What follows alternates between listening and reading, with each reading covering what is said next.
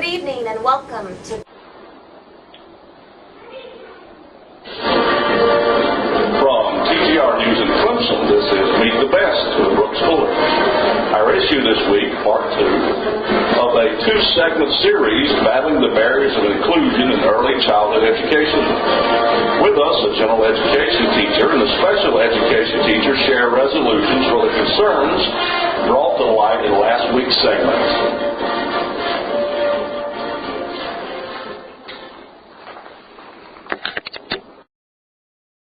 TGR News. Last week we discussed the barriers to inclusion with Jennifer Miata, Jennifer Yannicone, and Amy Riccomini. This week we have Jill Spork, who is a early childhood special educator, who will be discussing the benefits to inclusion regarding a general educator. And we also have Nancy Arrington, who is a general educator, who will be discussing the law as it pertains to inclusion. Now, many have different questions about what is inclusion. As I understand it, inclusion is working with children with disabilities with their regular ed peers, but what does that really mean? It has many different faces and names, and that's why they're here to clarify it this evening. Well, let's first look at the law. The word mainstream and inclusion is used interchangeably many times. In 1990, the IDEA, which is the Individuals with Disabilities Education Act, was written to explain to the maximum extent appropriate. Children with disabilities, including children in public or private institutions or other care facilities, are educated with children who are not disabled, and that special classes, separate schooling, or removal of children with disabilities from the regular educational environment occurs only when the nature and severity of the disability is such that education in regular classes with the use of supplementary aids and services cannot be achieved satisfactorily. And many cases have come to court over this law, and there have been many precedents set.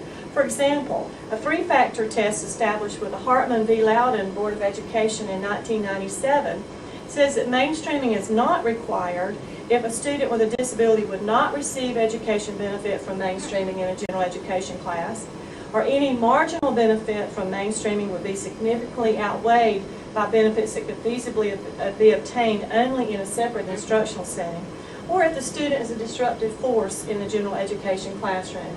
And I think if we take all of these factors into consideration as we place children in their least restrictive environment or the appropriate setting, then it's going to be beneficial to all the children, not just students with disabilities, but to the general education population as well. Very good. And as I stated before, there's no universally accepted definition of inclusion that exists. Many claim, Jill, that inclusion has not offered any success for students or the general ed population or special ed population. What would you say to that?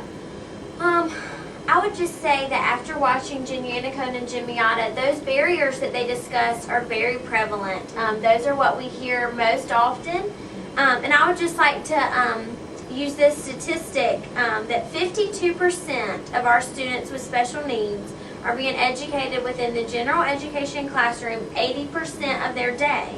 Therefore, every teacher is a special education teacher because they're coming into contact and teaching students with special needs on a daily basis. Although many general education teachers do not feel adequately prepared, that is very normal and common.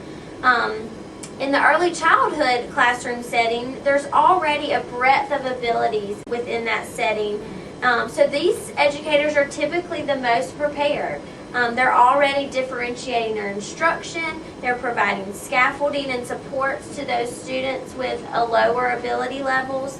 And as well, the way the classroom environment is set up with center time, it's more child-directed, which lends itself to be able to accommodate and modify that curriculum for the students with special needs. Inclusion can also provide many benefits to that general education teacher if they'll come into it with an open mind. It can help that teacher appreciate the diversity within the classroom. It can help them recognize that every student, regardless of their ability or disability, does have strengths within the classroom setting. It can create an awareness for the need for a direct, explicit, individualized instruction.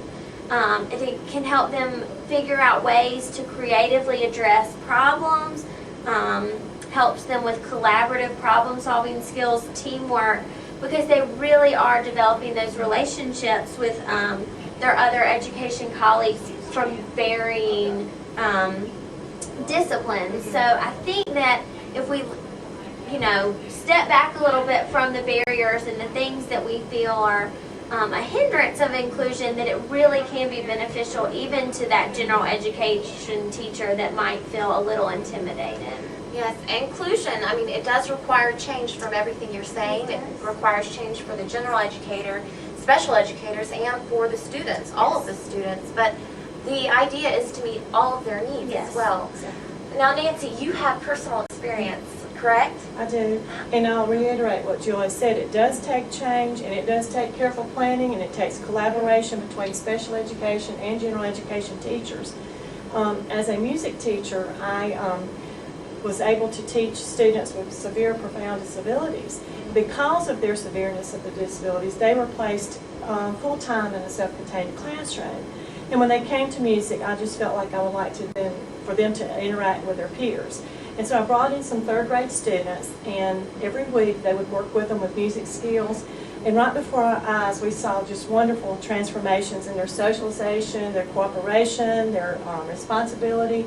And the students with the disabilities seemed to have improved social skills. They were more aware of their surroundings, felt more comfortable being in a different setting. They were responsive to music, and they were even able to practice some of their PAC skills with the general education students. And all of us, the homeroom teachers, myself, parents, administrators, the students were just amazed at these benefits. And I do think it's a win-win situation when the proper placement is determined. I think that's the key, appropriate placement. Very good. Well, ladies, thank you for joining us this evening, and we very much enjoyed your insight on the benefits of inclusion. It sounds very worthwhile. And we'd like to end on this quote. It says, "Inclusion equals change, and change is good.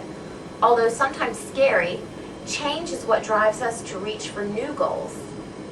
And in the case of inclusion, a benefit to one will be the benefit of all." Thank you.